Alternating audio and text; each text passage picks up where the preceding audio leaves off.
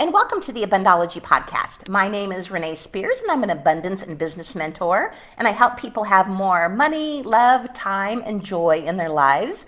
I'm coming to you from downtown Portland, Oregon, and this is the weekly energy update for the week of March 8th, 2020.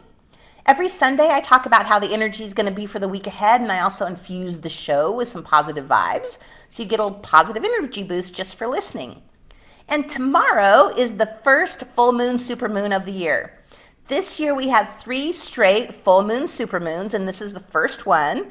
And a supermoon is when the full moon is at the point in its orbit when it's closest to the Earth, so it appears bigger and brighter than the typical full moon. And this is the worm moon, which refers to the fact that earthworms emerge at this time of year, and the birds are returning to eat them, meaning that spring is coming. And spring is absolutely the best time to clean out your life. This would be a great time to clean out any stuck energy so you can move forward toward new beginnings. A good time to clean out closets and clutter and old paper and receipts. And it's also a really great time to cleanse your spirit. And we occasionally need to clean our spirit energy to release any emotional baggage. And this full moon is one of the best times to do it so that we can move forward without anything holding us back. And you can do this pretty easily by writing down on a piece of paper a situation or a limiting belief or even the name of a person that you want to release, and then burning it.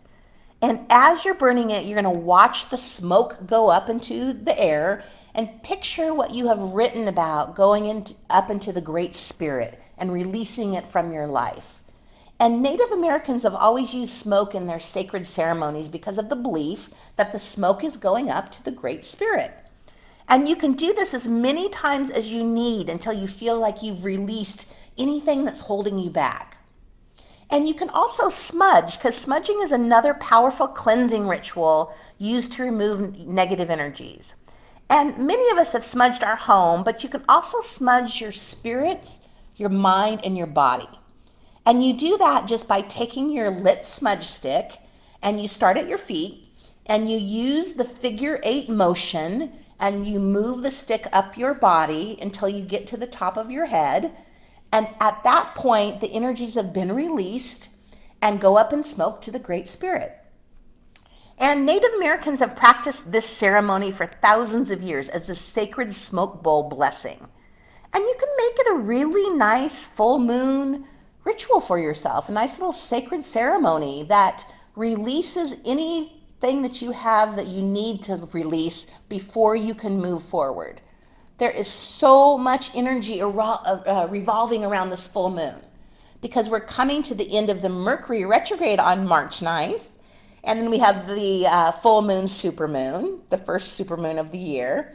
And then we're also headed toward the official start of spring with the equinox on March 19th. So there's a lot of shifting energy around us right now. And it's the energy of new beginnings. And this is one of the most powerful full moons because it asks us to really get out of our own way. Like, we are the only ones that are standing between us and our goals. And that's why it's a good time to clean up anything that's holding you back so that you can move forward with all your potential. Because remember, this year is about moving forward toward the dream life. And with this full moon and the Mercury retrograde ending, we are starting to do that.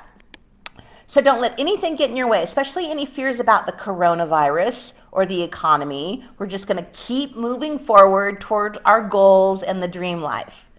And speaking of coronavirus, the lovely astrologer Kara James will be here this week for a podcast about the coronavirus and its placement in the chart. And it's my understanding that it's in the same place in the chart where there's been other big outbreaks of viruses and illnesses in our history. So I'm curious to see how that all correlates and what she has to say about it and what we can expect then going forward. So she will be here too. I'm recording it on Tuesday, and then I will post the podcast on Wednesday. And she's always so lovely and has such great information. So we also have a Friday the 13th this week. And Friday the 13th always gets a really bad rap because basically nobody even cared about pairing up Fridays and 13s until the 20th century. So there's no compelling evidence that anything historically bad has ever actually occurred on a Friday the 13th. So there's no need to fear this day. And there's many theories about why this is an unlucky day. One of them being because Jesus was crucified on a Friday, and there were 13 guests at the Last Supper the night before. So I don't know. That story always kind of sounded like a little bit of a stretch for me. So there's no evidence to show that Friday the 13th is unlucky. In fact, many studies have shown that there's no effect on events like accidents, hospital visits, natural disasters. It wasn't until the patriarchal revolution that both Fridays and 13s were held in the very highest esteem, because both the day and the number were associated with great goddesses, and they were considered lucky and fortunate. So Friday the 13th has always been a really lucky day for me, and I invite you to celebrate it as a day of good luck and good fortune. It doesn't make any sense to fear it, and then by thinking that it's unlucky, we actually create it being unlucky. It takes the same amount of energy to create a lucky day, so we might as well do that instead. So to recap, there's a lot of energy this first part of this week with the supermoon and Mercury going direct, energy of new beginnings. So don't let anything get in your way with moving forward in your life right now. And that means cleaning up anything around your home, your office, your car, and even maybe perhaps doing a spirit cleanse if you feel like you have some emotional baggage that it's time to release. We're not going to let anything stop us from moving forward, especially not fear of coronavirus, of the economy, or Friday the 13th. So this is a big year. This is our year. We're not going to I'm not going to say little things, because clearly coronavirus is a big thing, and it's going to affect a lot of people's lives. But we don't need to focus on it and give it all of our attention. We can be aware of it and still move on full steam ahead with our lives. So with the full moon and Mercury going direct, this would be a fantastic time to start my 28 Days of Making Money program. The moon cycles are 28 days, and so is my program.